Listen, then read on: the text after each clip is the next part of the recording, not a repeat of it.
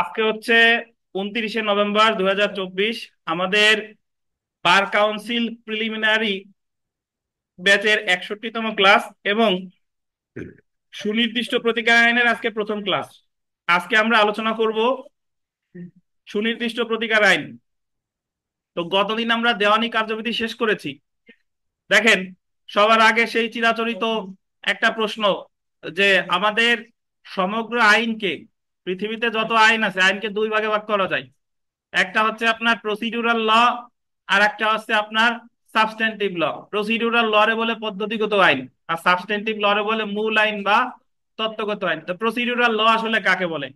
Procedural ল আসলে যে আইনে মামলা দায়েরের বিভিন্ন পদ্ধতি সম্পর্কে আলোচনা করছে, যে একটা মামলা কিভাবে হবে, কোন কোর্টে দায়ের করতে হবে, কে বিচার করবে, তদন্ত কয়দিনের মধ্যে, রায় কয়দিনের মধ্যে, এই পদ্ধতিগুলো আলোচনা করছে, কিন্তু ওই আইনে কোনো সাজা বা প্রতিকারের কথা বলে নাই। সাজা বা প্রতিকারের কথা বলে নাই। তো ধরেন, এতদিন আমরা দেওয়ানি কার্যবিধি শেষ করেছি। দেওয়ানি কার্যবিধিতে বলছে দেওয়ানি মামলা, দেওয়ানি আদালত কয় প্রকার, কোন আদালতে মামলা করতে হবে, কতদিনের মধ্যে বিচার করবে, কেমনে আপিল করতে হবে, তারপরে কেমনে রায় ঘোষণা করবে, এইগুলা বিস্তারিত বলছে। কিন্তু দেওয়ানি কার্যবিধিতে কোনো প্রতিকারের কথাও বলে নাই, কোনো শাস্তির কথাও বলে নাই। তো দেওয়ানি কার্যবিধি একটা কি আইন? পদ্ধতিগত আইন, কারণ এই আইনে কোনো প্রতিকার বা শাস্তি সম্পর্কে আলোচনা করে নাই। বুঝতে পারছেন? তাহলে দেওয়ানি কার্যবিধিরে যদি আমি একটা বন্দুকের সাথে তুলনা করি, বন্দুক, ধরেন ও একটা বডি বন্দুক। এখন বন্দুক থাকলে তো আর কাজ হবে না, বন্দুকে কি লাগে? গুলি লাগে। এখন গুলিটা হচ্ছে আপনার সাবস্টেন্টিভ ল। তো এখন দেওয়ানি কার্যবিধি বন্দুক আছে, কিন্তু এই বন্দুকে গুলি লাগবে হলো যে আইনে প্রতিকার, দেওয়ানি প্রতিকার সম্পর্কে আলোচনা করছে। তাহলে সুনির্দিষ্ট প্রতিকার আইন নামের সাথেই কি আছে? প্রতিকার। তো সুনির্দিষ্ট প্রতিকার আইনে বিভিন্ন প্রকার দেওয়ানি মামলা সম্পর্কে বলছে, যেরকম আপনার দলিল সংশোধন, দলিল বাতিল, ঘোষণামূলক মামলা। এই মামলাগুলো কি প্রতিকার কিভাবে পায়, কিন্তু এই মামলাগুলো কিভাবে করতে হবে তা সুনির্দিষ্ট প্রতিকার আইনে নাই। তো আমাদের সূত্র অনুযায়ী, যে যেহেতু সুনির্দিষ্ট প্রতিকার আইনে প্রতিকার বলছে, তাই এটা হচ্ছে সাবস্ট্যান্টিভ ল বা মূল আইন বা তত্ত্বগত আইন। আর আর যেহেতু পদ্ধতিগত মামলা, দেওয়ানি মামলা কিভাবে করতে হবে, কোথায় করবে, এই বিষয়গুলো বলছে কোথা তাই দেওয়ানি কার্যবিধিতে। সো দেওয়ানি কার্যবিধিতে একটা পদ্ধতিগত আইন। শুধু একটা জিনিস মনে রাখবেন, শুধু পদ্ধতিগত আইন দেও কিছু হয় না, শুধু মূল আইন দেও কিছু কি হয় না, একে অন্যের পরিপূরক। পদ্ধতিগত আইন হলো সকল পদ্ধতির কথা বলছে, বাট পদ্ধতি যদি লাগে, তাহলে আমার একটা ওই যে বন্দুক থাকলেই তো হবে না, সাথে আমার কি লাগবে? গুলি লাগবে। তো বিষয়টা হচ্ছে এরকম। তো এতটুকু যারা মনে রাখতে পারবেন না, তাদের জন্য হলো আমাদের বার কাউন্সিলে মোট 7টা বিষয় পড়ার আছে। এই 7টার মধ্যে দুইটা হচ্ছে আপনার মূল বা তত্ত্বগত। একটা হলো ফৌজদারি ক্ষেত্রে দণ্ডবিধি, আর দেওয়ানি মামলার ক্ষেত্রে সুনির্দিষ্ট প্রতিকার আইন। মানে এই দুইটা আইনেই শাস্তি বা প্রতিকার সম্পর্কে আলোচনা করছে, আর বাদ বাকি যত যা আছে সব হচ্ছে কি পদ্ধতিগত আইন বা প্রসিডিউরাল ল। আর আর এক নাম হচ্ছে অ্যাডজেক্টিভ ল। তো এখন আমরা আজকে সুনির্দিষ্ট প্রতিকার আইন শেষ করব, দেওয়ানি মামলা রিলেটেড আমরা পদ্ধতিগত আইন, দেওয়ানি কার্যবিধি শেষ করেছি। তো তার আগে আসলে আমাদের জানা দরকার যে দেওয়ানি মামলা কেন করে, ফৌজদারি মামলা কেন করে। আমরা অনেকেই জানি যে মামলা, দেওয়ানি মামলাও হয়, ফৌজদারি মামলা হয়, বাট দুইটার ফলাফল কিন্তু দুই রকম। এবং আপনি একই বিষয় নিয়ে দেওয়ানি মামলাও করতে পারেন, ফৌজদারি মামলাও করতে পারেন। আপনি যদি যে অপরাধ, যে ওটা যদি অপরাধ হয়, আসামিটা যদি সাজা দিতে চান, শাস্তি, আমার আর্থিক কোনো প্রতিকারের দরকার নাই, আমি চাই ওর ফাঁসি হোক, আমি চাই ওর জেল হোক, তাহলে আমাকে মামলা করতে হবে ফৌজদারি মামলা। ঠিক আছে? আর আমি যদি চাই ওর ফাঁসি টাসিতে দরকার নাই, আমার ক্ষতিপূরণ দরকার, যে আমার অমুককে হত্যা করছে, আমি 10 কোটি টাকা ক্ষতিপূরণ চাই, বা আমার দখল আমি চাই, যা হারাইছি তাই চাই, দখল হারাইছি দখল চাই, মোটরসাইকেল হারাইছি মোটরসাইকেল চাই, বউ হারাইছি বউ চাই, তাইলে আপনার মামলা করতে হবে কি মামলা? দেওয়ানি মামলা। বুঝতে পারছেন? আর যদি আপনি চান কি, ক্ষতিপূরণ চান, সরি মানে শাস্তি চান, আসামি যদি শাস্তি দিতে চান, তাহলে আপনাকে মামলা করতে হবে কি বলেন? ফৌজদারি মামলা। ধরেন আমাদের আশেপাশে সাধারণত যখন কোনো হত্যাকাণ্ড সংঘটিত হয় বা কোনো অপরাধ সংঘটিত হয়, আমরা সাধারণত ওই রিলেটেড একটা মামলা হলো কি ফৌজদারি মামলা। ধরেন একজন লোক আরেকজনকে মেরে ফেলছে, ফৌজদারি মামলা হয়েছে। তো ফৌজদারি মামলার মাধ্যমে আসামির কি নিশ্চিত হচ্ছে? সাজা। কিন্তু আপনি ইচ্ছা করলে ফৌজদারি মামলার সাথে সাথে আপনি একটা দেওয়ানি মামলাও দায়ের করতে পারেন। দেওয়ানি মামলা হলো কিসের উদ্দেশ্যে, যে আমার যে অমুক ব্যক্তি যারা মারা হয়েছে, আমার এত কোটি টাকার ক্ষতি হয়েছে, তো আমি ক্ষতিপূরণও চাই। তো আপনারা অনেকে হয়তোবা জানেন হয়তোবা জানেন না, আমাদের একজন প্রখ্যাত পরিচালক ছিলেন তারেক মাসুদ, ওই ঢাকা যাইতে আমাদের বাম সাইডে বাদে ভাঙার একটু আগে ওনার বাসা, মাটির ময়না, তারপরে আরো অনেক সিনেমার পরিচালক উনি। তো উনি এবং মিশুক মনির, মনির চৌধুরীর ভাই, ওনার মানিকগঞ্জে সড়ক দুর্ঘটনায় মারা যান। তো ওনার ওয়াইফ হচ্ছে ক্যাথরিন মাসুদ। তো ওনাদের তো হত্যা মামলা তো হয়, হত্যা মামলা বলতে ওই যে 300,000-এর আসছে, টাকা আসছে, 300,000-এর খতে যে মামলাটা সড়ক দুর্ঘটনা রিলেটেড, সেটা তো হয়েছেই। ওনার ওয়াইফ বুদ্ধিমান বুদ্ধিমান মহিলা, বুদ্ধিমতী মহিলা, উনি একটা ক্ষতিপূরণের মামলাও করে দেয় এবং সেখান থেকে একটা বিরাট অঙ্কের ক্ষতিপূরণ উনি কি লাভ করে। তো এত কথা বলার মূল কারণ হলো যে দেওয়ানি মামলা কেন করে আর ফৌজদারি মামলা কেন করে, এই জিনিসটা আপনাদের বোঝানো। ধরেন আপনার একটা গরু চুরি হয়েছে, এখন আপনি, আমরা সাধারণত চুরির মামলা করি না, চুরির মামলা করলে চোরের হবে কি সাজা। আর আমি যদি জানি অমুক চুরি করছে, অমুকের কাছে আমি গরু না পাইলেও আমি গরু যে টাকা, আমার 1 লাখ টাকার গরু, তার কাছে আমি টাকা চাই, তাহলে আমার কি মামলা করতে হবে, দেওয়ানি মামলা। বুঝতে পারছেন? তো যাই হোক, এখন আসছে আসছে আসছে টাকা আসছে, একটু ধৈর্য ধরে বসতে হবে। দেখেন, তো এখন আমাদের সুনির্দিষ্ট প্রতিকার আইন 1877 সালের একটা আইন, এই আইনটা হচ্ছে কি আইন, মূল বা তত্ত্বগত আইন বা সাবস্ট্যান্টিভ ল। এখন সুনির্দিষ্ট প্রতিকার আইন আসলে এখানে মোট 2 প্রকার প্রতিকার নিয়ে আলোচনা করছে, বা তার আগে একটু এভাবে বলি, ওইভাবে বললে ভালো হবে, যে একটা দেওয়ানি মামলায় আদালত 2 ধরনের প্রতিকার দিতে পারে। কয় ধরনের? 2 ধরনের। আমি যা চাইছি যদি আমাকে তাই দেয়, তাহলে সেটাকে বলে সুনির্দিষ্ট প্রতিকার। আর আমি যা চাইছি আমাকে তা না দিয়ে অন্য কোনো কিছু দিছে, টাকা দিছে, তাহলে সেটাকে বলে কি, ক্ষতিপূরণমূলক প্রতিকার। কিভাবে দেখেন, আপনি বেদখল হইছেন, আপনি মামলা করছেন যে আপনার দখল ফিরাই দেওয়া হোক, আপনি কিন্তু টাকা পয়সা চাইতেছেন না। আরিফ সাহেব তানভীর রে বেদখল করছে, এখন তানভীর মামলা করছে যে তানভীর তার দখল ফিরাই চাই, দখল কি চাই, ফেরত চাই। আদালত যদি তানভীরকে তার দখল ফিরাই দেয়, তো এটাকে বলে হলো সুনির্দিষ্ট প্রতিকার। মানে মামলায় যা চাইছি তাই যদি আমারে দেয়, সেটাকে কি বলে, সুনির্দিষ্ট প্রতিকার। কিন্তু তানভীর দখল চাইছে, আদালত দখল দিতে পারে নাই, কিন্তু আরিফ সাহেবরে বলছে যে তুমি ক্ষতিপূরণ দিয়ে দাও, টাকা পয়সা দিয়ে দাও, এই কয় টাকা দিয়ে দাও। তাহলে আমি যা চাইছি আমার তা দেয় নাই, আমার যে প্রতিকারটা দিছে কি, ক্ষতিপূরণ, এটার বলে ক্ষতিপূরণমূলক প্রতিকার। তাহলে আমি দেওয়ানি মামলায় কয় ধরনের প্রতিকার পেতে পারি, 2 ধরনের, একটা হলো সুনির্দিষ্ট প্রতিকার আর একটা হচ্ছে কি, ক্ষতিপূরণমূলক প্রতিকার। তো আমাদের এই সুনির্দিষ্ট প্রতিকার আইন আসলে যে কোন কোন ক্ষেত্রে সুনির্দিষ্ট প্রতিকার দিতে পারে বা সুনির্দিষ্ট প্রতিকার কয়টা, এই সম্পর্কে বিস্তারিত আলোচনা করেছে। তো আমরা একটু পড়া শুরু করি। দেখেন,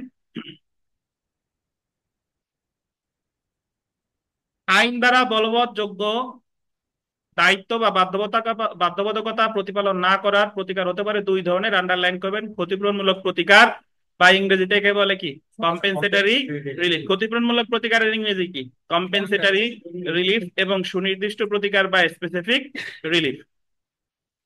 এখন এখানে ক্ষতিপূরণমূলক প্রতিকার কি, আমি কিন্তু অলরেডি আপনাদের বুঝাইছি, আমি যা চাইছি আমারে তা না দিয়ে যদি অন্য কিছু দেয়, যেরকম আর্থিক ক্ষতিপূরণ, তাহলে সেটাকে কি বলে, ক্ষতিপূরণমূলক প্রতিকার।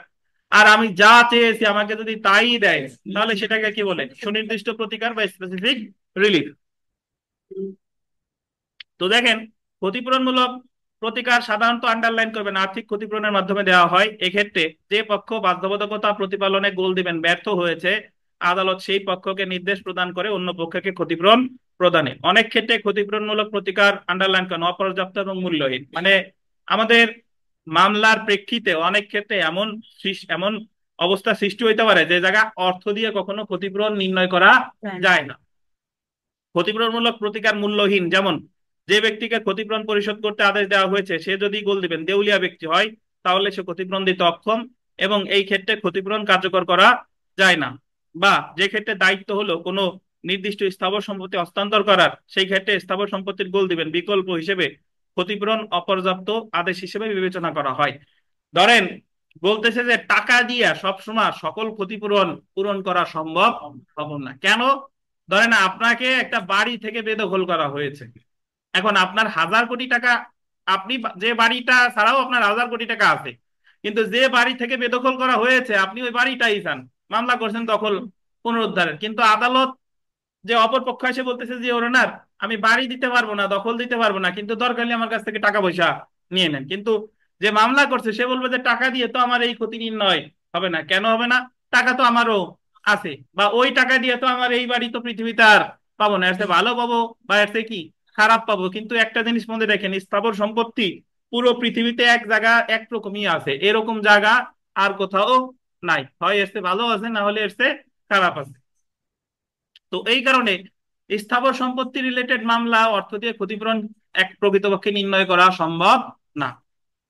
যেমন ক গম বিক্রয় চুক্তি করলো ক্ষয়ের সাথে, ক কোনো কারণ ছাড়া চুক্তি ভঙ্গ করলো, এই ক্ষেত্রে মামলা করলে আদালত চুক্তি প্রতিপালনের পরিবর্তে খকে আর্থিক ক্ষতিপূরণ মঞ্জুর করতে পারে। ধরেন 10 কেজি গম বিক্রি করতে চাইছে তানভীর, আমি কিনতে চাইছি, এখন তানভীর 5 কেজি দেওয়ার পরে বলতেছে যে আমি আর 5 কেজি দিতে পারবো না। এখন আমি মামলা করে দিলাম যে তানভীর গম দেখ, তখন আদালত বলতেছে যে এই গম তো বাজারে অহরহ আছে, তো তানভীর গম দেওয়ার দরকার নাই, তানভীর তুমি 5 কেজি গমের সাথে ক্ষতিপূরণ দিয়ে দাও। বুঝতে পারছেন? কারণ গমের ক্ষতিপূরণ কিন্তু অর্থ দিয়ে নির্ণয় করা সম্ভব, কারণ ওই প্রজাতির গম অ্যাভেলেবল আছে। এখন দেখেন সুনির্দিষ্ট প্রতিকার, সুনির্দিষ্ট প্রতিকার বা স্পেসিফিক রিলিফ। সহজ যে কথা বললাম যে আমি যা চাইছি আমাকে যদি তাই দেওয়া হয়, সেটাকে কি বলে? সুনির্দিষ্ট প্রতিকার। বাধ্যবাধকতা অব্লিগেশন হলো কোনো কিছু করা বা করা হতে বিরত থাকার আইনগত দায়িত্ব। সুনির্দিষ্ট প্রতিকার হলো এমন প্রতিকার যার উদ্দেশ্য হলো কোনো বাধ্যবাধকতা যেমন ভাবে প্রতিপালন করার নিয়ম আছে, আন্ডারলাইন করেন, যেমন ভাবে প্রতিপালন করার নিয়ম আছে ঠিক সেইভাবে প্রতিপালন করতে হবে। কর্তব্য পালনে লঙ্ঘনকারী বা ব্যত্যয়কারী পক্ষ যা করতে বা করা হতে বিরত থাকতে বাধ্য, তাকে সেই কাজটি করার আদেশ দিয়ে বা করা হতে বিরত থাকার আদেশ দিয়ে সুনির্দিষ্ট প্রতিকার মঞ্জুর করা হয়। যেমন দেখেন যে চুক্তি অনুসারে কোনো ব্যক্তি জমি বিক্রয় করতে পারত, সুতরাং তাকে জমি বিক্রয় করতে আদেশ দিয়ে আহ তথা চুক্তি সুনির্দিষ্ট বলবৎকরণের মাধ্যমে সুনির্দিষ্ট প্রতিকার মঞ্জুর করা যেতে পারে। অন্যদিকে চুক্তি অনুসারে যে ব্যক্তি জমিতে পুকুর খনন করা হতে বিরত থাকতে বাধ্য, তাকে পুকুর খনন করা হতে বিরত থাকার আদেশ তথা নিষেধাজ্ঞার মাধ্যমে সুনির্দিষ্ট প্রতিকার মঞ্জুর করা যেতে পারে। এত কথা নিয়ে আমাদের কাজ নেই, আমরা জাস্ট মনে রাখবো যে আমি মামলায় যা চাইছি আমারও যদি তাই দেয় সেটাই হচ্ছে কি সুনির্দিষ্ট প্রতিকার, আর আমি মামলায় যা চাইছি আমার তাই না দিয়ে যদি ক্ষতিপূরণ দেয় তাহলে সেটাকে বলে ক্ষতিপূরণমূলক প্রতিকার। এবং দেওয়ানি মামলায় এই দুই ধরনের প্রতিকারই দেওয়া হয়, একটা হলো কি সুনির্দিষ্ট প্রতিকার আর একটা হচ্ছে ক্ষতিপূরণমূলক প্রতিকার। বুঝতে পারছেন না? জি। তো এখন এটা আমি আর পড়তে চাচ্ছি না, এটা মানে আমাদের সুনির্দিষ্ট প্রতিকার আইন একটি স্বয়ংসম্পূর্ণ আইন না, এটা একটু আন্ডারলাইন করেন। কেন স্বয়ংসম্পূর্ণ আইন না আমি বিস্তারিত পড়তেছি না, বাট আমি একটু ব্যাখ্যা দিয়ে দিচ্ছি, আপনারা রিডিং করে নিয়েন। স্বয়ংসম্পূর্ণ আইন না কেন?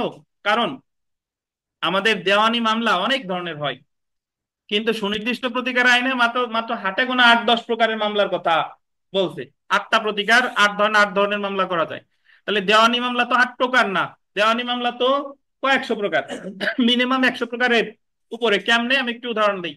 আমাদের তামাদি আইনের প্রথম তফসিলের প্রথম ভাগে 1 থেকে 149 অনুচ্ছেদ পর্যন্ত মামলা দায়েরের তামাদি মেয়াদ সম্পর্কে বলছে। তার মানে 149 প্রকারের মামলা দেওয়ানি মামলা করা যায় অ্যাটলিস্ট। এরপরে আরো যায় কেন? বলছে যে যে মামলা দায়েরের কোন নির্দিষ্ট তাবাদি মেয়াদ নাই, সেটা কত অনুচ্ছেদ অনুসারে? 120। তার মানে 149 ছাড়াও আরো দেওয়ানি মামলা দায়ের করা যায়, কিন্তু সুনির্দিষ্ট প্রতিকার আইনে মাত্র হাতে গোনা 8 প্রকারের কথা বলছে। তাহলে আপনার কি মনে হয় যে 149 প্রকার মামলার ভিতরে সুনির্দিষ্ট প্রতিকার আইনে দায়ের করা যায় কয় প্রকার? 8 প্রকার। তাহলে এটি কি স্বয়ংসম্পূর্ণ আইন? ডেফিনেটলি স্বয়ংসম্পূর্ণ আইন না, কারণ আরো অনেক দেওয়ানি মামলা আছে যেগুলো সুনির্দিষ্ট প্রতিকার আইনে নাই। বুঝতে পারছেন? আচ্ছা, এখন ডান সাইডে একটু চলে আসেন। প্রথমে লেখেন যে পার্ট বা ভাগ তিনটি, ওই তথ্যচিত্রের উপরে লেখেন। মানে এই আইনে ভাগ বা পার্ট কয়টি? আপনাকে বই কো, বই তো নিয়ে আসতে পারতেন, বই তো আছে না? কাটা লাগবে কেন? কাটা কাটা তো আপনার নাম জানো কি ভুলে গেছি ভাই। সুরঞ্জন কীর্তনী, আমাদের সঞ্চিতা কীর্তনী আছে, আসে নাই। পার্ট এক টাকা নাকি? ও আচ্ছা, তাহলে পার্ট তিনটি লেখেন। পার্ট বা ভাগ কয়টি? তিনটি। চ্যাপ্টার বা অধ্যায় লেখেন 10টি। চ্যাপ্টার বা অধ্যায় লেখেন 10টি।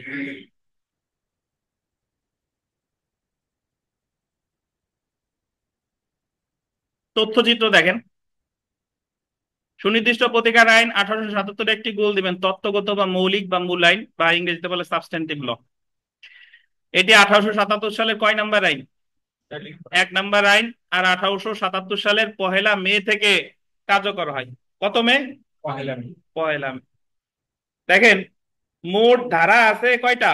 57টি। মোট ধারা আছে 57টা। তাহলে 57 ধারারে মোট ভাগ করছে কয় ভাগে বলেন তো? 3 ভাগে। 3 ভাগে। আর অধ্যায় কয়টা? 10টা। 10টা। আর এই 1877 সালের 7 ফেব্রুয়ারি, এটা একটু লিখে রাখেন, পাস হয় হলো 7 ফেব্রুয়ারি। 7 ফেব্রুয়ারি।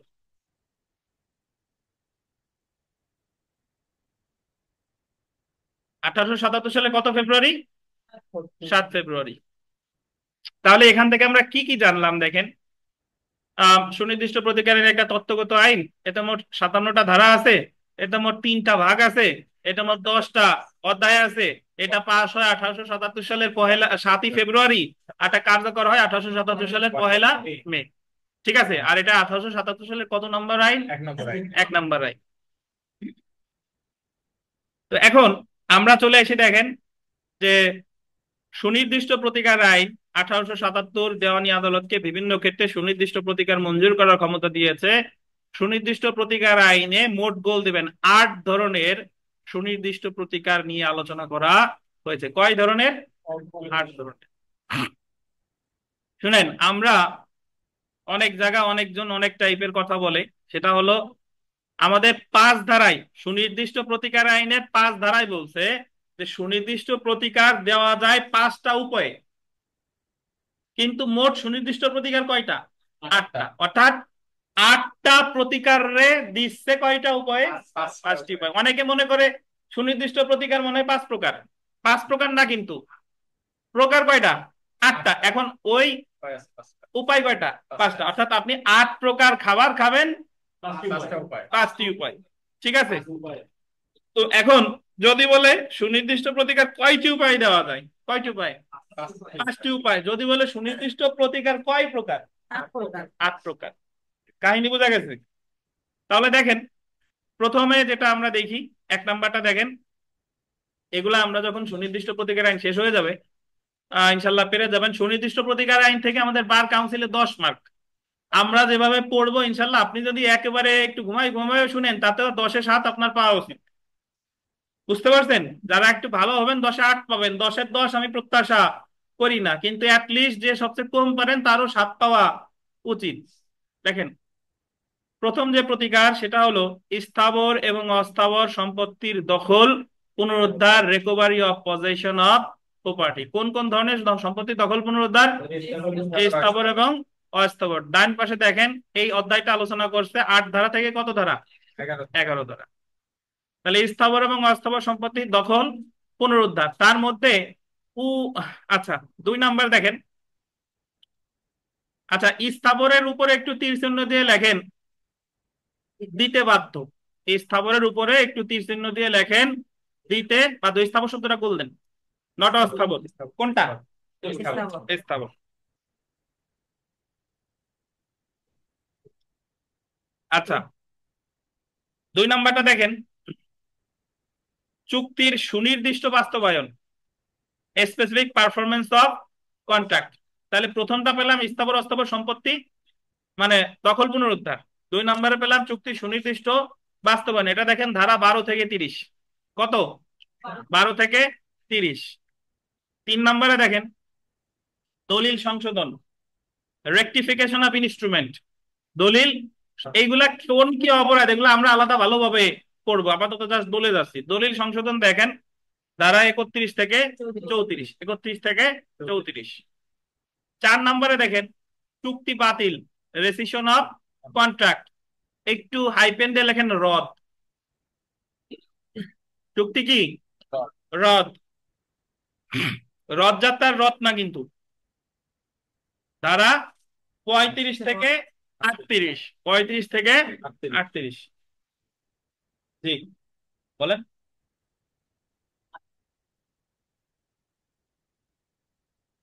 আচ্ছা দেখেন, তারপরে দেখেন দলিল বাতিল। চুক্তি বাতিলের পর দেখেন দলিল বাতিল, ক্যান্সেলেশন অফ ইনস্ট্রুমেন্ট, ধারা কত? 39 থেকে কত? 41। 39 থেকে 41। এটা এখন আমার মুখস্থ করার দরকার নাই, এটা আমার অটোমেটিক্যালি মুখস্থ হয়ে যাবে। এখন জাস্ট আমি 8 প্রকার একটু ব্যাখ্যা করতেছি, আপনার এরকম বাসায় যে ঝুমুর দিয়ে যে মুখস্থ করতে হবে এমন কোনো কথা নাই।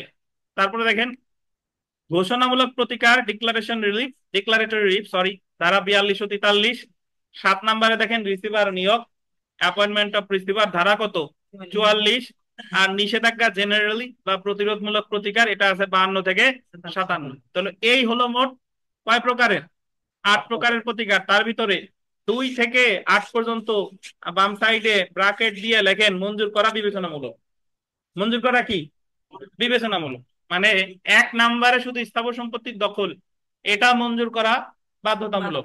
আর বাকি যতগুলা প্রতিকার, যে 7টা প্রতিকার আছে, এগুলো আপনি যদি আপনার পক্ষে মামলা 100% প্রমাণও করেন, তবুও আদালত দিতে বাধ্য না। দিবে কি দিবে না এটা কার ক্ষমতা? আদালতের বিবেচনামূলক ক্ষমতা। এজন্য পরীক্ষায় প্রশ্ন আসে যে নিম্নের কোনটি মঞ্জুর করা আদালতের জন্য বাধ্যতামূলক। আমি একটা মনে রাখলেই চলে, যে স্থাবর সম্পত্তি দখল পুনরুদ্ধার এটা দিতে বাধ্যতামূলক, আর বাদ বাকি যত আছে সবকিছু কি বিবেচনা। বিবেচনামূলক।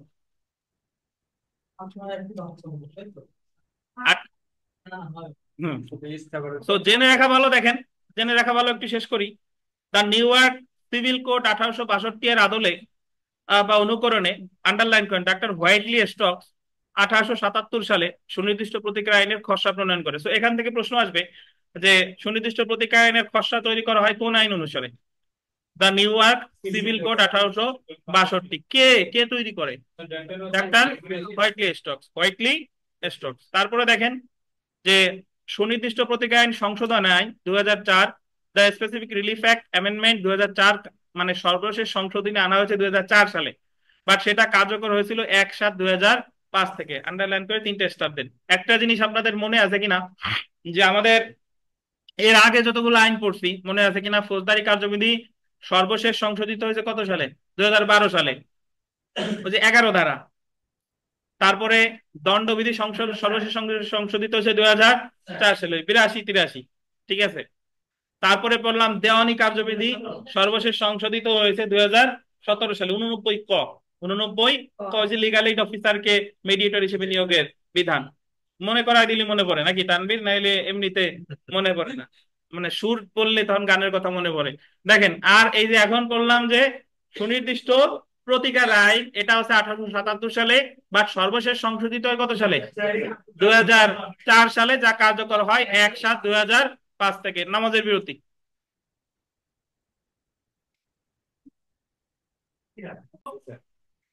বিগত বছরের প্রশ্ন দেখেন যে কোনটি পদ্ধতিগত আইন নয়, মানে জানতে চেয়েছে যে কোনটি মূল আইন। তো এখানে অপশনগুলোর মধ্যে আছে সুনির্দিষ্ট প্রতিকার আইন, তো এটাই আসলে মূল আইন। 2 নাম্বারটা দেখেন সুনির্দিষ্ট প্রতিকার আইন কত সালে প্রণীত হয়? খুবই কঠিন প্রশ্ন। কত সালে? 1877 সালে। এবং এই 2টা প্রশ্নই এসেছে 2012 সালে, প্রথমবার পরীক্ষার সময়, প্রথমবার যখন বাংলাদেশ বার কাউন্সিল প্রিলিমিনারি পরীক্ষার আয়োজন করে তখন। এখন আর এই ধরনের প্রশ্ন হওয়ার সম্ভাবনা নাই। 12 সালে শুরু হয়েছেন। এর আগে প্রিলি ছিল না, 2012 সালে প্রিলি শুরু হলো। 2012 সালের আগে রিটেন আর ভাইবা, আর তাও বছরে 2বার হতো। দেখেন চেঞ্জ হয়ে গেল একটা কারণে। এর কারণ বলা যেতে পারে যে এর আগে তো ওই যে আপনার নির্বাহী বিভাগ থেকে বিচার বিভাগ পৃথক হলো হলো 2007 সালে। 7 সালে হইলো, কার্যকর হলো হলো 2009 সালে। তো তখন মানুষের মাঝে একটা আইন পড়ার হিড়িক পড়লো আর কি। মানে এর আগে এত লোক আইনে পড়তো না, প্লাস বেসরকারি ইউনিভার্সিটি গুলো তৈরি হলো, এখানে অনার্স পড়ার হার বৃদ্ধি পেল।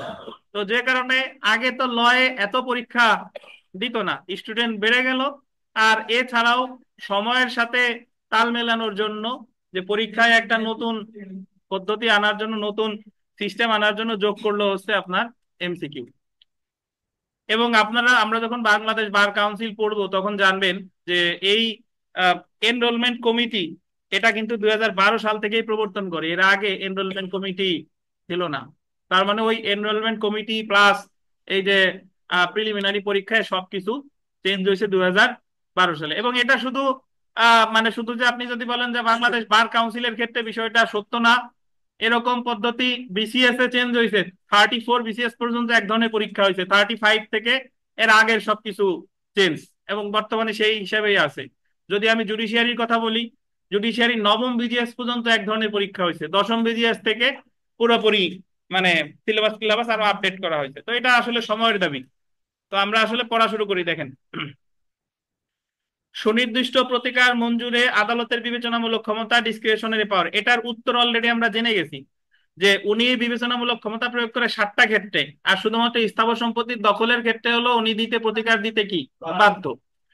তো দেখেন, আর যারা বিবেচনামূলক ক্ষমতা বা ডিসক্রিশনারি পাওয়ার বুঝেন না তাদের জন্য বলি, এটা আদালত দিবে কি দিবে না এটা সম্পূর্ণই আদালতের উপর নির্ভর করে। আর বাধ্যতামূলক কোনটা? বাধ্যতামূলক হলো আপনি প্রমাণ করছেন, কাগজ দিয়ে প্রমাণ করছেন যে এই জমির মালিক আমি, এই যে আমার পর্চায় আছে, দলিলে আছে, তাহলে এই ক্ষেত্রে স্থাবর সম্পত্তির দখল দিতে আদালত কি বাধ্য। এই জায়গায় ওনার বিবেচনামূলক ক্ষমতা প্রয়োগের সুযোগ নাই। বাট এছাড়া অন্যান্য যত ক্ষেত্র আছে সবগুলোতে উনি বিবেচনামূলক ক্ষমতা প্রয়োগ করতে পারে। আপনি যদি 100% প্রমাণ করেন তাও ডিক্রি পাওয়ার সম্ভাবনা আপনার নাই। দিবে কি দিবে না কার উপর নির্ভর করে? আদালতের উপরে। তো স্বেচ্ছাধীন বা বিবেচনামূলক ক্ষমতা একটু দেখেন সবাই। স্বেচ্ছাধীন ক্ষমতা বা বিবেচনামূলক ক্ষমতা বা ডিসক্রিশনের পাওয়ার বলতে আদালতের এমন ক্ষমতাকে বোঝায় যা আদালত তার সন্তুষ্টি অনুযায়ী প্রয়োগ করতে পারে, এবং এই ক্ষেত্রে কোন প্রতিকার মঞ্জুর করতে, কোন প্রতিকার মঞ্জুর করতে আদালত বাধ্য না। আদালত সন্তুষ্ট হলে মঞ্জুর করতে পারে, আবার নাও পারে। তো এখানে যদি আমরা দেখি যে যে সকল প্রতিকার মঞ্জুর করা আদালতের জন্য বিবেচনামূলক, তো এটার উত্তর আসলে এর আগেই পেয়ে গিয়েছি, যে 7টা ক্ষেত্রে আদালত নিম্নলিখিত প্রতিকারগুলো বিবেচনামূলক ক্ষমতা বলে মঞ্জুর বা বলবৎ করতে পারে। এক, চুক্তি সুনির্দিষ্ট বাস্তবায়ন, ধারা কত? 12। দলিল সংশোধন, ধারা কত? 31। তারপরে দলিল বাতিল বা বাতিলযোগ্য দলিল বাতিলের আদেশ, ধারা কত? 39। অধিকার বা আইনগত মর্যাদার ঘোষণামূলক প্রতিকার, ধারা কত? 42। আচ্ছা, আপনারা দুই এর পরে 2 ক যোগ করেন, 2 ক দিয়ে লেখেন চুক্তিরদ, ধারা 35। পাইছেন?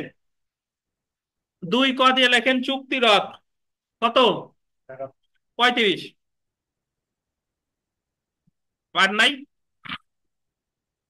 তানভীর এখন এই জায়গা পড়ে আছেন, এই যে এই পাশে। দুইয়ের পরে 2 ক দিয়ে লেখেন চুক্তিরদ, স্ক্রিনে দেখতে পাচ্ছেন 4 ক, এটা 2 ক দিয়ে লেখেন চুক্তিরদ, ধারা 35।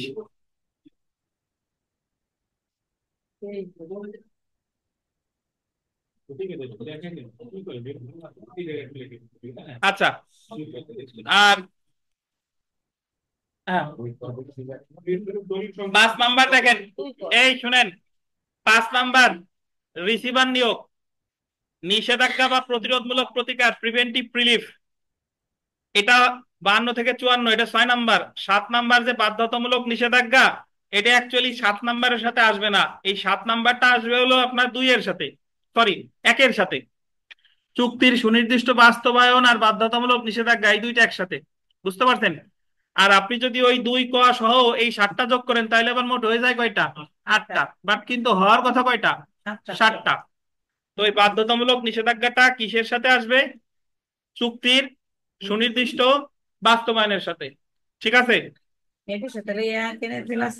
না করলে সমস্যা নাই, বা দিতেও পারেন, আপনাদের ইচ্ছা। সাথে সাথে But আমি একটু ব্যাখ্যা করে দিলাম আর কি। আমরা একটু আগে বললাম না যে সুনির্দিষ্ট প্রতিকার আইন হলো 8 প্রকার, তো এর ভিতরে 1 প্রকার দিতে বাধ্য, আর 7 প্রকার দেওয়া ওনার জন্য বিবেচনা। বিবেচনামূলক। এখন ওখানে 7 প্রকার যদি আমরা ধরি তাহলে এই জায়গায় 7, আবার আমি আপনাদের 2 ক দিয়ে চুক্তিরোধ লেখাইলাম, তাহলে কয়টা হয়ে যায়? 8টা হয়ে যায় না? তো বাট অ্যাকচুয়ালি 8টা না, 7টাই। এই বাধ্যতামূলক নিষেধাজ্ঞাটা আসবে হচ্ছে 1-এর মধ্যে, ওই যে চুক্তি সুনির্দিষ্ট বাস্তবায়ন। আর আলাদা একটা যোগ হবে, সেটা হচ্ছে কোনটা? চুক্তি রদ, যেটা আছে ধারা কত? 35। ধন্যবাদ। তো জেনে রাখা ভালোতে আমরা আসি। সুনির্দিষ্ট প্রতিকার আইনের 8 ধারার অধীন, আন্ডারলাইন করবেন, সুনির্দিষ্ট স্থাবর সম্পত্তি পুনরুদ্ধার এবং 9 ধারার অধীন স্থাবর সম্পত্তির দখল পুনরুদ্ধার প্রতিকার মঞ্জুর করা আদালতের জন্য বিবেচনামূলক ক্ষমতা না। 3টে স্টার দেন। এই 2টা মঞ্জুর করা আদালতের জন্য বিবেচনামূলক ক্ষমতা না। 8 আর 9, ঠিক আছে? সুনির্দিষ্ট প্রতিকার আইনটি স্থাবর, এটা আন্ডারলাইন করে, স্থাবর এবং অস্থাবর উভয় সম্পত্তির ক্ষেত্রেই প্রযোজ্য। যদি পরীক্ষায় প্রশ্ন আসে যে সুনির্দিষ্ট প্রতিকার আইন কোন ধরনের সম্পত্তির ক্ষেত্রে প্রযোজ্য, স্থাবর অস্থাবর উভয়, স্থাবর অস্থাবর উভয়। ধন্যবাদ। 2022 সালের পরীক্ষায় প্রশ্ন এসেছে, দেখেন, যে সুনির্দিষ্ট কার্য সম্পাদনের প্রতিকার প্রাপ্তির বিষয়টি ড্যাশ: একচ্ছত্র অধিকার, সাংবিধানিক অধিকার, দেওয়ানি অধিকার, আদালতের স্বেচ্ছাধীন ক্ষমতা। ওই বিবেচনাধীন ক্ষমতাও যা, স্বেচ্ছাধীন ক্ষমতাও তা, ইচ্ছাধীন ক্ষমতাও তাই। মানে দিবে কি দিবে না এটা আদালতের ইচ্ছার উপরে নির্ভর করে। তো উত্তর হচ্ছে কোনটা? খ। 2 নাম্বার দেখেন, কোন প্রতিকারটি সুনির্দিষ্ট প্রতিকারের আওতায় পড়ে না? কোনটা সুনির্দিষ্ট প্রতিকারের আওতায় পড়ে না? চুক্তি বাস্তবায়ন পড়ে, নিষেধাজ্ঞা পড়ে, সত্য ঘোষণা পড়ে, আর্থিক ক্ষতিপূরণ। আমরা প্রথম যে জিনিসটা পড়ছি সেটা থেকেই জানি যে আর্থিক ক্ষতিপূরণ কখনো সুনির্দিষ্ট প্রতিকার না। আর্থিক ক্ষতিপূরণ হলো কি? ক্ষতিপূরণমূলক প্রতিকার। তাহলে এখানে উত্তর হবে আর্থিক ক্ষতিপূরণ কিন্তু সুনির্দিষ্ট প্রতিকারের আওতায় পড়ে না। 2015 সালে একটা প্রশ্ন এসেছে যে বাতিলযোগ্য দলিল বাতিলের ডিক্রি প্রদানের ক্ষেত্রে দেওয়ানি আদালতের ক্ষমতা কি? বিবেচনামূলক বা স্বেচ্ছাধীন। এটাকে উত্তর আছে স্বেচ্ছাধীন। তারপরে 4 নাম্বার প্রশ্নটা দেখেন, যে নিম্নের কোন ক্ষেত্রে একটি দেওয়ানি আদালত উহার বিবেচনামূলক ক্ষমতা প্রয়োগ করতে পারে না? তো এই জায়গা বলছে যে কোন ক্ষেত্রে পারে না। এখানে যদি আমরা লক্ষ্য করি যে ঘোষণামূলক মোকদ্দমায় পারে, স্থায়ী নিষেধাজ্ঞায় পারে, দলিল সংশোধনে পারে, কারণ এই 3টা প্রতিকারই দেয় সুনির্দিষ্ট প্রতিকার আইনের অধীনে। কিন্তু অগ্রক্রয় সংক্রান্ত মামলা এটা তো সুনির্দিষ্ট প্রতিকার আইনের বিষয়বস্তু না, তাহলে এখানে পারে না। ঠিক আছে, বাকি 3টাই পারে। এখন আপনি বলতে পারেন যে অগ্রক্রয় সংক্রান্ত মোকদ্দমায় পারে না, বুঝবো কেমনে? আচ্ছা, আমরা যখন এমসিকিউ পরীক্ষা দিব দেখবেন যে অনেক সময় 4টের ভিতর কোনটা উত্তর আপনি জানেন, বাকি 3টা আপনি জানেন। আবার অনেক সময় কোন 3টা উত্তর হচ্ছে না সেই 3টা আপনি জানেন, তাইলে উত্তর কোনটা হচ্ছে যেটা আমি জানি না সেটা। বুঝতে পারছেন? ওইটা তো পরে দেখাইতে হবে। দেখেন, আচ্ছা, 2 নাম্বার প্রশ্নটা দেখেন, সুনির্দিষ্ট প্রতিকার আইন 2004, দ্য স্পেসিফিক রিলিফ অ্যাক্ট 2004 কার্যকর হয়েছিল কত? 2004 1 ফেব্রুয়ারি না, 1/7/2005। এটা 1877 বলে নাই কিন্তু, বলছে সংশোধন। সংশোধন 2004 কার্যকর হয়েছে 1/7/2005-এ। এবং ব্যাখ্যাটা যদি দেখেন, যে এই সংশোধনীর মাধ্যমে সুনির্দিষ্ট প্রতিকার আইনের 21 ক ধারা সংযোজন করা হয়েছিল। কোন ধারা? 21 ক ধারা। তো এখানে মোটামুটি আর যে প্রশ্ন আছে এগুলো আপনারা পারবেন সেলফ প্র্যাকটিসের, যা যা আছে পারা যাবে। 10 নাম্বার প্রশ্নটা একটু দেখি, যে আহ, নিম্নের কোন ক্ষেত্রে একটি দেওয়ানি আদালত উহার বিবেচনামূলক ক্ষমতা প্রয়োগ করতে পারে না?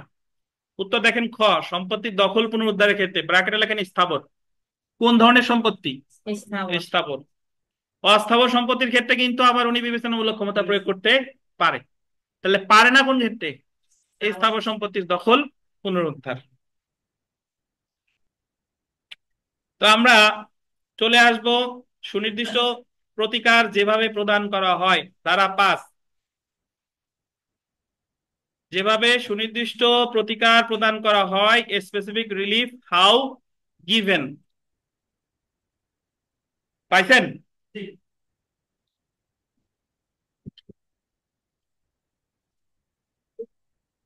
সুনির্দিষ্ট প্রতিকার আইনের 5 ধারায় সুনির্দিষ্ট প্রতিকার প্রদান করার পদ্ধতি সম্পর্কে বলা হয়েছে। 5 ধারা অনুযায়ী গোল দেবেন 5টি উপায়ে সুনির্দিষ্ট প্রতিকার দিতে পারে আদালত। 5টি উপায় বলছে, আদালত কিন্তু কখনোই বলে নাই যে 5 প্রকার প্রতিকার দিবে। বলছে 5টি উপায়। আপনি এখানে এখানে একটি স্টার দিয়ে লিখে রাখেন যে 5টি উপায়ে 8টি প্রতিকার মঞ্জুর করতে পারে। 5টি উপায়ে 8টি প্রতিকার মঞ্জুর করতে পারে।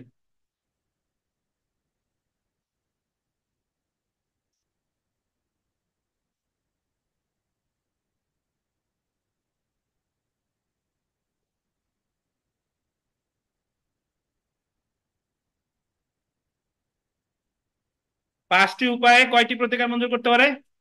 8টি। তো তার আগে, এই 5 ধারার আগে একটু লিখে রাখেন ধারা 2 বাতিল। যারা লেখা নাই একটু লিখে রাখেন যে ধারা 2 বাতিল।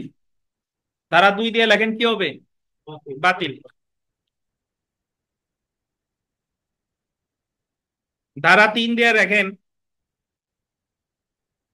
ইন্টারপ্রিটেশন ক্লজ বা ব্যাখ্যামূলক অনুচ্ছেদ, মানে সংজ্ঞা আর কি। ধারা 3 দিয়ে লেখেন ব্যাখ্যামূলক অনুচ্ছেদ। ব্যাখ্যামূলক অনুচ্ছেদ বা সংজ্ঞা দিছে সব কোন ধারায়? 3 ধারায়। আমাদের দেওয়ানি কার্যবিধির সকল সংজ্ঞা দিয়েছে কয় ধারায়? দেওয়ানি কার্যবিধির 3 ধারায়, কয় ধারায়? 2 ধারায়। দেওয়ানি কার্যবিধির 2 ধারায়। আর সুনির্দিষ্ট প্রতীক আইনের সংজ্ঞা দিছে কত ধারায়? 3 ধারায়। আর সুনির্দিষ্ট প্রতীক আইনের 2 ধারা কি? বাতিল। ধারা 4 দিয়ে লেখেন সংরক্ষণ। ধারা 4 সংরক্ষণ লেখেন।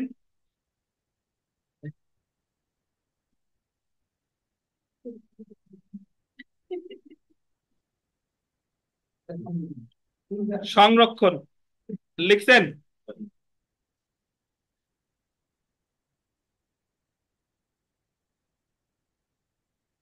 একটু স্টার্ট দিয়ে লেখেন। সংরক্ষণের নিচে আগে কখনো লিখেন, একটু লেখেন যে চুক্তি নয় এমন কোন ক্ষেত্রে,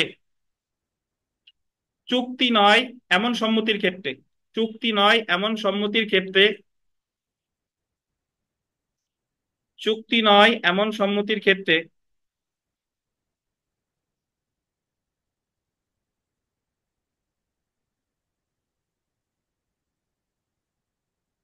সুনির্দিষ্ট প্রতিকার মঞ্জুর করা হবে না।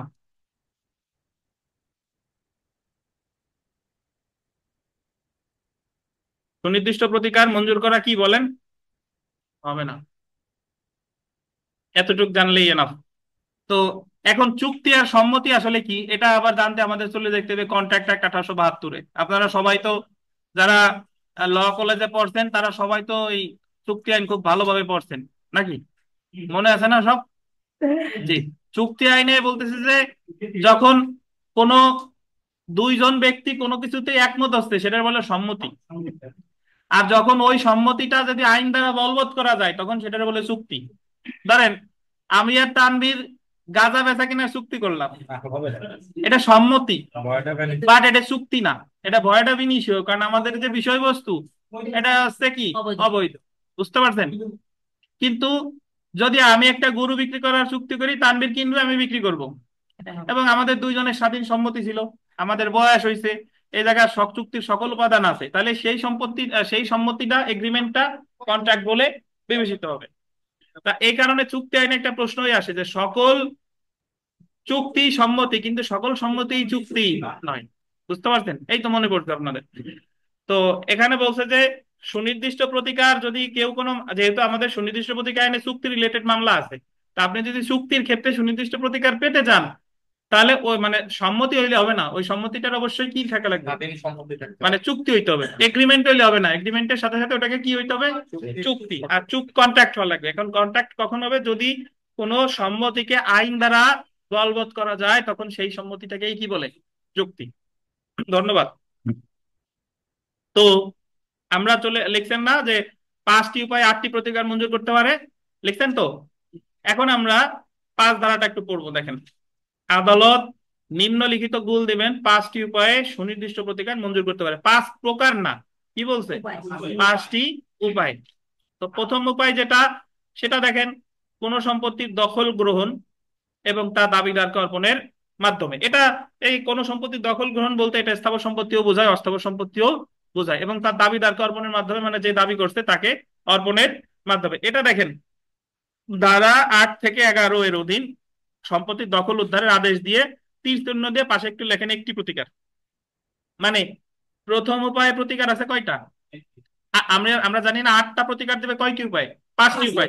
তাহলে এই যে যে প্রথম উপায়, প্রথম উপায়ে দিচ্ছে কয়টা? একটা। তার মানে আর 7টা উপায়ে দিবে কয়টা? 7টা।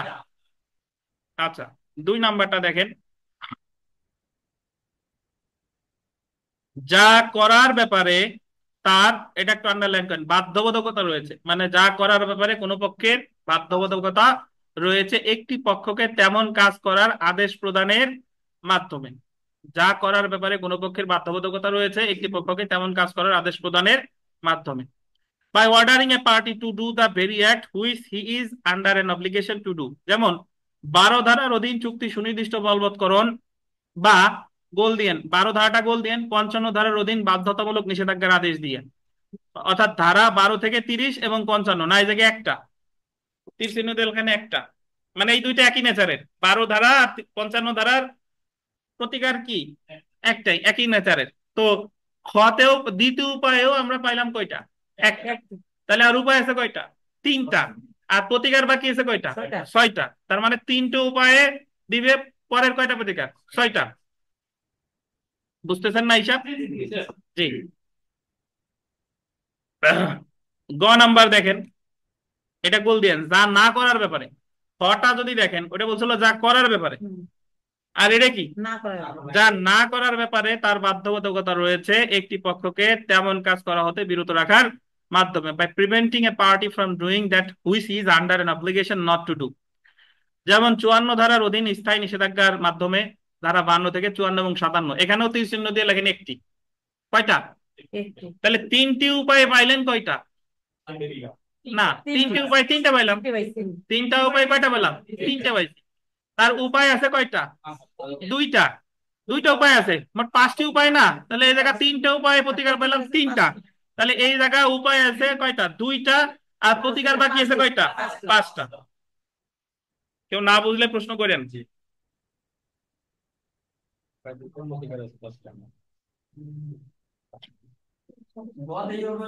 দেখেন, ক্ষতিপূরণের রায় প্রদানের মাধ্যম ছাড়া অন্য প্রকারে, এটা একটু আন্ডারলাইন করেন, ক্ষতিপূরণের রায় প্রদানের মাধ্যম ছাড়া অন্য প্রকারে পক্ষসমূহের অধিকার নির্ণয় এবং ঘোষণার মাধ্যমে।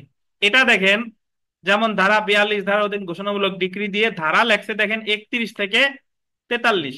কত? 31 থেকে 43, তীর চিহ্ন দিয়ে লেখেন 4টি। 4টি। তাহলে আমাদের ক্ষতিপূরণ যে সুনির্দিষ্ট প্রতিকার না, এই কথাটা বলছে 5-এর কততে? এই যে ঘতে, ক্ষতিপূরণের রায় প্রদানের মাধ্যম তারা, মানে ক্ষতিপূরণ কখনো সুনির্দিষ্ট প্রতিকার নয়। অন্য কোন প্রতিকার যেরকম 31 থেকে 43-এর মধ্যে প্রতিকার 4টা কি কি আছে আমি বলি। 31-এ আছে দলিল সংশোধন, 35-এ আছে চুক্তি রদ, 39-এ আছে দলিল বাতিল, 42-এ আছে ঘোষণামূলক। ঘোষণামূলক। তাহলে এই জায়গায় কয়টা পেলাম? 4টা। তাহলে উপায় গেল 4টা, প্রতিকার গেল 1 2 3 আর হলো 4, কয়টা? 7টা। তাহলে আর একটা উপায় আছে, একটা প্রতিকার বাকি আছে। দেখেন, একজন রিসিভার বা তত্ত্বাবধায়ক নিয়োগের মাধ্যমে বাই অ্যাপয়েন্টিং এ রিসিভার, ধারা কত? 44, তীর চিহ্ন দিয়ে লেখেন একটি। এখন আপনি মিলান যে 8টা প্রতিকার আপনি পাইছেন কিনা। 8টা প্রতিকার পাইছেন। আর কয়টি উপায়? 5টি উপায়।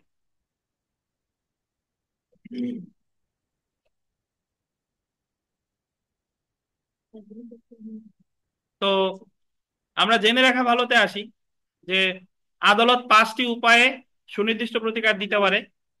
সুনির্দিষ্ট প্রতিকার আইনের 5 ধারায় এটা গোল দিয়েন, একটি নিষেধাত্মক বা নিরোধাত্মক বা প্রতিরোধমূলক প্রতিকার বা প্রিভেন্টিভ রিলিফ উল্লেখ করা হয়েছে। এই যে একটি নিষেধাত্মক, নিরোধমূলক বা প্রতিরোধমূলক প্রতিকার উল্লেখ করা হয়েছে এবং গোল দিয়েন 4টি আদেশাত্মক প্রতিকার উল্লেখ করছে। মানে এই যে মানে 4টা যে উপায়, মোট 5টা উপায় না? 5টা উপায়ের মধ্যে একটা উপায় হচ্ছে আপনার নিষেধাত্মক বা নিরোধমূলক, বাকি প্রতিরোধমূলক। আর 4টা উপায় হচ্ছে আদেশাত্মক। তো এখন আপনার কাছে প্রশ্ন আসতে পারে যে নিরোধমূলক আসলে কি বা আদেশমূলক কি? প্রিভেন্টিভ রিলিফ মানে হচ্ছে আপনার এখনো যে ঘটনার আশঙ্কা করতেছেন এখনো ঘটনা ঘটে নাই। আমরা যখন করোনার ভ্যাকসিন নিছিলাম, অধিকাংশ লোকের করোনা যাতে না হয় এই কারণে নিছিলাম, এটা হলো প্রিভেন্টিভ রিলিফ। প্রতিরোধমূলক, বুঝতে পারছেন, নিবারণমূলক, যাতে ওই জিনিসটা আমার কি না হয়। না হয়। আর যখন হয়ে গেছে তারপরে ওষুধ খাইতেছেন, সেটার বলে আদেশাত্মক প্রতিকার। আদেশাত্মক মানে, মানে হ্যাঁ, হয়ে গেলে তো আর নিরোধমূলক না। হয়ে গেলে আপনি বেদখল হয়ে গেছেন, মামলা করছেন, এটা আদেশাত্মক। আপনার বেদখলের আশঙ্কা আছে, মামলা করছেন, এটা হলো নিরোধমূলক। বিরোধমূলক। আর না হয়। বেদখল হয়ে গেছে, মামলা করছেন, এটা কি আদেশাত্মক। বুঝতে পারছেন? তো তো আমাদের, আপনারা আরো ভালো করে যদি আমি বোঝাই, সেটা হলো যে আমরা ফৌজদারি কার্যবিধি শুরু শেষ করে এসেছি। ফৌজদারি কার্যবিধিতে 107 থেকে 110 ধারার যে বিধান, 106 থেকে 110, ওই যে শান্তি রক্ষা বা সদাচরণের মুসলেখা, ওই জায়গায় কি সে শান্তি ভঙ্গ করছে? করে নাই। ওই জায়গায় সে অসদাচরণ করছে? করে নাই। যাতে সে কি না করে, এই জন্য তারা আগে থেকে মুসলেখা চাইতেছে যে তুমি এই কাজ করবে না, আগে থেকে মুসলেখা দাও। তো ওইটাও প্রিভেন্টিভ অ্যাকশন। বুঝতে পারছেন? তো দেখেন, পাঁচের গোল দিবেন গ অনুচ্ছেদের প্রতিকারটি নিষেধাত্মক, নিরোধমূলক বা প্রতিরোধমূলক প্রতিকার, অনেকগুলা নাম। নিষেধাত্মক, নিরোধমূলক, প্রতিরোধমূলক প্রতিকার ইংরেজিতে বলে কি? Preventive relief. তো প্রিভেন্টিভ রিলিফের সংজ্ঞা দিছে 6 ধারায়, বাট প্রিভেন্টিভ রিলিফ সম্পর্কে আলোচনা করছে পাঁচের গ। যদি বলে প্রিভেন্টিভ রিলিফের সংজ্ঞা দিছে কয় ধারায়? ওই যে 6 ধারা বললেন। এবং এটা আলোচনা করছে কততে? পাঁচের গ। পাঁচের ক, খ, ঘ এবং উমা অনুচ্ছেদে 4টি আদেশাত্মক প্রতিকার উল্লেখ করা হয়েছে। প্রতিরোধমূলক প্রতিকার প্রিভেন্টিভ রিলিফ হলো এক প্রকারের সুনির্দিষ্ট প্রতিকার যা নিষেধাজ্ঞার মাধ্যমে মঞ্জুর করা হয়। তো 5 ধারার গোল দিবেন ঘ অনুচ্ছেদ অনুযায়ী বলা যায় ক্ষতিপূরণ বা আর্থিক ক্ষতিপূরণ সুনির্দিষ্ট প্রতিকার না। ক্ষতিপূরণ বা আর্থিক ক্ষতিপূরণ যে সুনির্দিষ্ট প্রতিকার না, এই কথাটা বলা আছে পাঁচের কততে বলেন? পাঁচের হ। পাঁচের হ। তো আমরা তাহলে 5 ধারা পড়ে ফেললাম। 5 ধারা থেকে আমরা কি বুঝলাম? 5 ধারায় সুনির্দিষ্ট প্রতিকার দেয় কয়টি উপায়ে? 5টি উপায়। কয়টা প্রতিকার? 8টা। আপনারা যদি একটু মিলান দেখেন, প্রথমটাই বলছে সম্পত্তির দখল গ্রহণ অর্পণের মাধ্যমে, এ জায়গায় প্রতিকার আছে একটা। দ্বিতীয়টা বলছে যা করার ব্যাপারে কোনো পক্ষের বাধ্যবাধকতা রয়েছে তাকে সেই কাজ করার আদেশ প্রদানের মাধ্যমে, এই জায়গায় আছে কয়টা? একটা। তৃতীয়টা বলছে যা না করার ব্যাপারে বাধ্যবাধকতা রয়েছে সেই কাজ করা থেকে বিরত রাখার মাধ্যমে, এখানে আছে কয়টা? একটা। চতুর্থটা বলছে যে ক্ষতিপূরণ ছাড়া অন্য কোনো আদেশ প্রদানের মাধ্যমে, যেরকম ঘোষণামূলক ডিক্রি বা আদেশ, এই জায়গায় আছে কয়টা? চারটা। আর সবশেষে রিসিভার বা তত্ত্বাবধায়ক নিয়োগের মাধ্যমে, এই জায়গায় আছে কয়টা? একটা। মোট কয়টা প্রতিকার? 8টা। দিচ্ছে কয়টি উপায়? এই 5টি উপায়ের মধ্যে একটা উপায় হলো আপনার নিরোধমূলক বা নিষেধাত্মক বা প্রতিরোধমূলক বা নিবারণমূলক বা ঋণাত্মক বা প্রিভেন্টিভ রিলিফ। বুঝতে পারছেন? এটা হলো কত? পাঁচের গ। আর আর বাকি যে 4টা আছে উপায়, এই 4টা উপায় হলো কি? আদেশাত্মক বা ধনাত্মক প্রতিকারও বলা যেতে পারে। তো আমরা বিগত বছরের প্রশ্নটা একটু দেখে ফেলি। দেখেন যে নিম্নের কোন প্রতিকারটি সুনির্দিষ্ট প্রতিকারের আওতায় পড়ে না? নিষেধাজ্ঞা, সত্য ঘোষণা, চুক্তি বাস্তবায়ন, আর্থিক ক্ষতিপূরণ, কোনটা বলেন তো? আর্থিক ক্ষতিপূরণ সুনির্দিষ্ট প্রতিকারের যে আওতায় পড়ে না, এই কথাটা আমরা কোথায় পড়লাম? বিথিকা বলেন। আপনি বিথিকা না, ওনার বলতে দেন। কোথায় পড়ছি বিথিকা?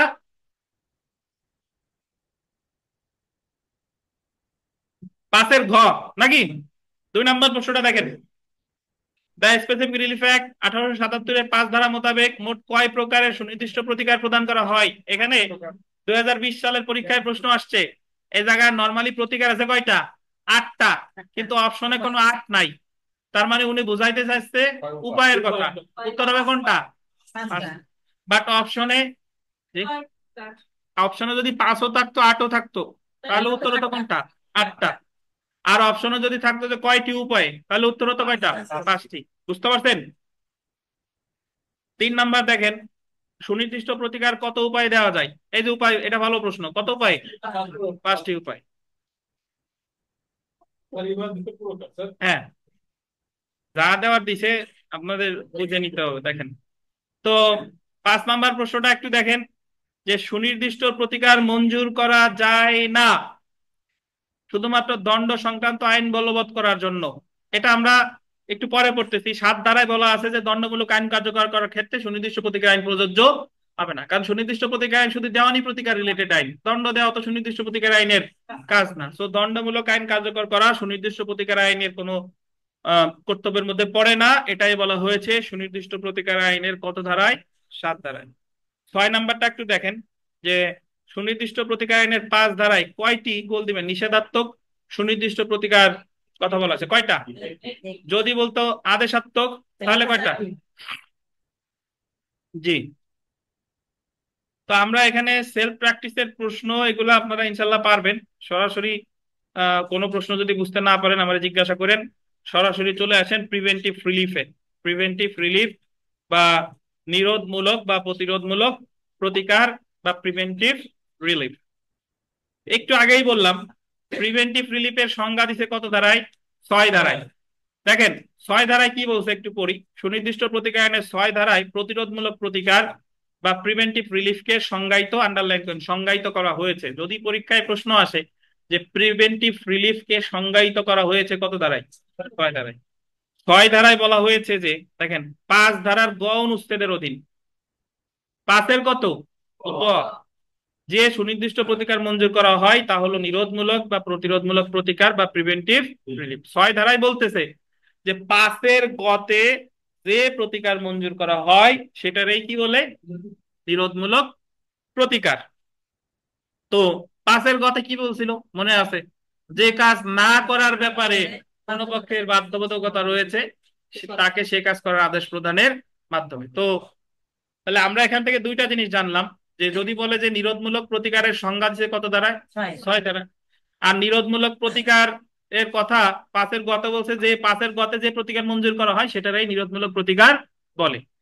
তো এখন আমি একটু আগে আপনাদের ব্যাখ্যা করছি যে নিরোধমূলক প্রতিকার হচ্ছে তখন সাধারণত নিষেধাজ্ঞা, আমাদের সুনির্দিষ্ট প্রতিকার আইনে নিষেধাজ্ঞা হলো মোট 3 প্রকার: স্থায়ী, অস্থায়ী, বাধ্যতামূলক। তো এর ভিতরে বাধ্যতামূলক ছাড়া বাকি যে দুইটা নিষেধাজ্ঞা স্থায়ী এবং অস্থায়ী, এই দুইটা হলো নিরোধমূলক। মানে এই দুইটা নিষেধাজ্ঞা হচ্ছে কোনো ঘটনা ঘটে নাই তার আগে আপনি যে অ্যাকশনটা নেন সেটা হলো নিরোধমূলক প্রতিকার। আপনার কেউ বেদখল করতে পারে, আশঙ্কা করতেছেন, তখন আমি স্থায়ী নিষেধাজ্ঞার মামলা করি। মামলা চলতেছে এমন সময় আমার বেদখল করতে পারে, মামলা চলমান আছে এমন সময় বেদখল করতে পারে, বা এমন সময় যাতে নতুন কোনো কাজ করতে না পারে, তখন চাওয়া হয় অস্থায়ী নিষেধাজ্ঞা। অর্থাৎ যখন কোনো ঘটনা ঘটে নাই, ঘটতে পারে আমি আশঙ্কা করতেছি, ওই মুহূর্তে যে নিষেধাজ্ঞা চাওয়া হয় সেটা হলো স্থায়ী নিষেধাজ্ঞা বা অস্থায়ী নিষেধাজ্ঞা। আর এই স্থায়ী বা অস্থায়ী নিষেধাজ্ঞারে কি বলে? নিরোধমূলক প্রতিকার বা প্রতিরোধমূলক প্রতিকার বা নিবারণমূলক প্রতিকার। তাহলে বাধ্যতামূলক নিষেধাজ্ঞা কিন্তু নিরোধমূলক প্রতিকার না বা প্রিভেন্টিভ রিলিফ না। বাধ্যতামূলক নিষেধাজ্ঞা হচ্ছে যখন কোনো ঘটনা ঘটে যায়, আপনার বেদখল করে ফেলছে, আপনার জায়গায় দেওয়াল দিয়ে ফেলছে, তো আমরা জানি ঘটনা ঘটে গেলে তো আর নিরোধমূলক বলে না, ঘটনা ঘটে গেলে কি আদেশাত্মক বা বাধ্যতামূলক নিষেধাজ্ঞা। তার মানে বলা যায় যে বাধ্যতামূলক নিষেধাজ্ঞার আর এক নাম কি? আদেশাত্মক নিষেধাজ্ঞা। বলা যায় কিনা বলেন? দেখেন, সুতরাং নিরোধমূলক প্রতিকার বা প্রিভেন্টিভ রিলিফ অর্থ হলো এক প্রকারের সুনির্দিষ্ট প্রতিকার যা মঞ্জুর করা হয় কোনো ব্যক্তিকে, আন্ডারলাইন করবেন, এমন কোনো কাজ করা হতে বিরত থাকার আদেশ দিয়ে যা না করার ব্যাপারে তার বাধ্যবাধকতা আছে। সুতরাং নিরোধমূলক বা প্রতিরোধমূলক প্রতিকারও এক প্রকারের সুনির্দিষ্ট প্রতিকার। এখন দেখবো 52 ধারা, আন্ডারলাইন করেন, যেভাবে নিরোধমূলক প্রতিকার মঞ্জুর করা যায়, যেভাবে বা যে উপায়ে। সংজ্ঞা দিছে 6 ধারায়। 6 ধারায় বলতেছে যে 5-এর গতে যে প্রতিকার মঞ্জুর করে সেটা হলো নিরোধমূলক প্রতিকার। আর নিরোধমূলক প্রতিকার কিভাবে দিবে সেটা বলছে কত ধারায়? 52 ধারায়। ওই যে দেখেন, সুনির্দিষ্ট প্রতিকারের 52 ধারায় বলা হয়েছে গোল দিবেন, স্থায়ী বা অস্থায়ী নিষেধাজ্ঞার দ্বারা আদালতের বিবেচনায় নিরোধমূলক প্রতিকার মঞ্জুর করা। ইংলিশ লাইনটা আন্ডারলাইন করেন, preventive relief is granted at the discretion of the court by injunction temporary or perpetual। তো এখানে একটা জিনিস দেখেন, যদি আপনাকে পরীক্ষায় প্রশ্ন আসে যে নিরোধমূলক প্রতিকার কিভাবে দেওয়া হয়, কত ধারায় বলছে? নিরোধমূলক প্রতিকার ড্যাশ বা ড্যাশ ধরনের নিষেধাজ্ঞার মাধ্যমে দেওয়া হয়। কি কি? স্থায়ী বা অস্থায়ী। স্থায়ী বা অস্থায়ী, হ্যাঁ। তো স্থায়ী এবং অস্থায়ী না, কি বলেন তো? স্থায়ী বা অস্থায়ী। তো অ্যাকচুয়ালি এই জায়গা যদিও আগে স্থায়ী লেখছে, আগে হলো অস্থায়ী বা স্থায়ী। যাই হোক, এটা বিষয় না। তো আদালত নিরোধমূলক বা প্রতিরোধমূলক প্রতিকার মঞ্জুর করে নিষেধাজ্ঞার মাধ্যমে, সাধারণত অস্থায়ী নিষেধাজ্ঞা বা স্থায়ী নিষেধাজ্ঞার মাধ্যমে। ধারা কত?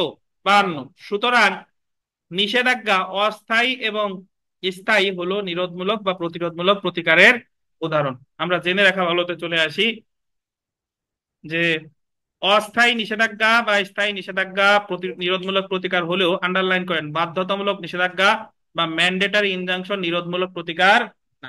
বাধ্যতামূলক নিষেধাজ্ঞা কিন্তু নিরোধমূলক প্রতিকার না, কারণ বাধ্যতামূলক নিষেধাজ্ঞা কখন দেওয়া হয়? যখন ঘটনা ঘটে গেছে, যখন ঘটনা ঘটে গেছে। তো আন্ডারলাইন করেন, বাধ্যতামূলক নিষেধাজ্ঞা হলো আদেশাত্মক প্রতিকার। তো যদি আপনারে কখনো বলে যে ঋণাত্মক নিষেধাজ্ঞা কারে বলে, ওই যে স্থায়ী বা অস্থায়ী, যদি বলে আদেশাত্মক নিষেধাজ্ঞা কাকে বলে? বাধ্যতামূলক নিষেধাজ্ঞা। তো তারপরে দেখেন, নিরোধমূলক প্রতিকার মঞ্জুর করা বা না করা আদালতের বিবেচনামূলক ক্ষমতা। সুনির্দিষ্ট প্রতিকার আইনের গোল দিবেন 7 ধারায় বলা হয়েছে দণ্ডমূলক আইন, পেনাল লস বলবৎ করার ক্ষেত্রে সুনির্দিষ্ট প্রতিকার আইন প্রযোজ্য হবে না। দণ্ডমূলক আইন বলবৎ করার ক্ষেত্রে সুনির্দিষ্ট প্রতিকার আইন প্রযোজ্য হবে না। স্পেসিফিক রিলিফ আন্ডারলাইন করেন can not be granted for the mere purpose of enforcing a penal law. তো 7 ধারাটা মনে রাখতে হবে। আমরা চলে এসেছি বিগত বছরের প্রশ্নে। 2023 সালের পরীক্ষায় একটা প্রশ্ন এসেছে যে দ্য স্পেসিফিক রিলিফ অ্যাক্ট 1877-এর কোন ধারায় প্রিভেন্টিভ রিলিফের সংজ্ঞা দেওয়া হয়েছে? কোন ধারায়? 6 ধারায়। ঠিক আছে। তো যদি বলেন যে এই প্রশ্ন আমি আপনাদের পড়াইছিলাম না, কথা কি সত্য? সত্য না। প্রিভেন্টিভ রিলিফ এই প্রশ্ন দেখা গেলো আমি আমার পরীক্ষায় দিইও নাই। তো দ্য স্পেসিফিক রিলিফ অ্যাক্ট 1877-এর 52 ধারায় কোন প্রকার প্রতিকারের বিধান আছে? কোন প্রকার বলেন তো? বাধ্যতামূলক, বিধিবদ্ধ, নিরোধমূলক, নেতিবাচক। আচ্ছা, এখানে একটা জিনিস দেখেন, যদি ধরেন এই জায়গায় বাধ্যতামূলক আছে, বিধিবদ্ধ আছে, নিরোধমূলক নাই, ইতিবাচক আছে, নেতিবাচক আছে, তাহলে উত্তর হতো কি জানেন? নেতিবাচক। কিন্তু যেহেতু নেতিবাচক আছে, নিরোধমূলক আছে, তাহলে প্রাধান্য পাবে কোনটা? নিরোধমূলক। তো সেলফ প্র্যাকটিসের 2 নম্বর প্রশ্নটা দেখেন যে সুনির্দিষ্ট প্রতিকার আইনের ড্যাশ ধারার অধীন যে সুনির্দিষ্ট প্রতিকার মঞ্জুর করা হয় তা হলো নিরোধমূলক প্রতিকার। পাঁচের কত? পাঁচের গ। 3 নম্বরটা দেখেন যে specific relief granted under clause C of section 5 is called কি রিলিফ? Preventive relief. না থাকলে সমস্যা নেই, আপনারা সব জানেন। 5 নম্বরটা দেখেন যা না করার ব্যাপারে বাধ্যবাধকতা আছে একটি পক্ষকে তেমন কাজ করা হতে বিরত রাখার মাধ্যমে যে প্রতিকার দেওয়া হয় তা হলো কি? নিরোধমূলক, প্রতিরোধমূলক বা সুনির্দিষ্ট প্রতিকার উপরের সবগুলা। তো এগুলা যা আছে ইনশাল্লাহ আপনারা পারবেন। তো আমরা 1 থেকে 1 ধারা তো বিস্তারিত পড়ি নাই। 2 ধারা হচ্ছে বাতিল, 3 ধারা হচ্ছে ইন্টারপ্রিটেশন ক্লজ, 4 ধারা 3 ধারায় সরি 3 ধারা হচ্ছে আপনার ইন্টারপ্রিটেশন ক্লজই তো, হ্যাঁ ব্যাখ্যা। 4 ধারা হচ্ছে সংরক্ষণ। 5 ধারায় পড়লাম স্পেসিফিক রিলিফ হাউ গিভেন, কিভাবে দেওয়া হয়। 5টি উপায়ে কয়টা প্রতিকার? 8টা প্রতিকার। 6 ধারায় জানলাম হচ্ছে কি প্রিভেন্টিভ রিলিফ কি। আর 7 ধারায় পড়লাম যে দণ্ডমূলক আইন কার্যকর করার ক্ষেত্রে সুনির্দিষ্ট প্রতিকার আইন প্রযোজ্য হবে না। বুঝতে পারছেন? তো আজকে এই পর্যন্ত থাক। আজকে এই পর্যন্ত থাক। আগামী দিন ইনশাল্লাহ আমরা 8-9 ধারা থেকে শুরু করব। খুবই বিস্তারিত, মানে খুবই গুরুত্বপূর্ণ লেকচার, কেউ মিস করবেন না। আর এখন আমাদের পরীক্ষা অনুষ্ঠিত হবে ইনশাল্লাহ।